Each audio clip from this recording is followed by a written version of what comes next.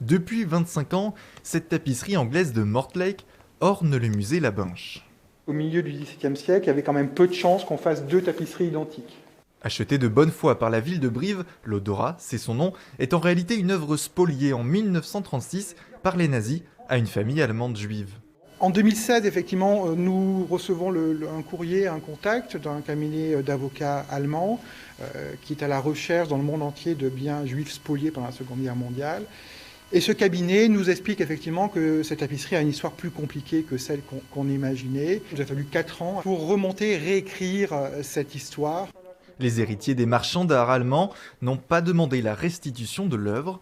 Ils se sont mis d'accord avec la ville de Brive pour une indemnisation de 140 000 €.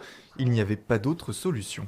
Il n'y a aucune loi qui nous permet de les rendre parce qu'elles sont dans le domaine public et il faudrait qu'on les déclasse. Et il n'y a pas de loi pour l'instant pour déclasser les œuvres. Se séparer de l'œuvre, chose impensable pour le musée, car elle complète une collection de 10 tapisseries. Construire une série comme celle-ci, c'est une affaire de plusieurs dizaines d'années. Aujourd'hui, l'ensemble de ces tapisseries de Mortlake est un ensemble cohérent, et se défaire d'une tapisserie comme celle-ci, effectivement, c'était briser, casser un peu cette cohérence-là. Le musée La Binche compte 9 autres œuvres spoliées. On a l'obligation de la présenter au public, dans l'hypothèse où un jour, quelqu'un puisse la reconnaître. Heureusement, pour les finances de la ville, celles-ci sont des dépôts de l'État. Il n'y a donc personne à régulariser.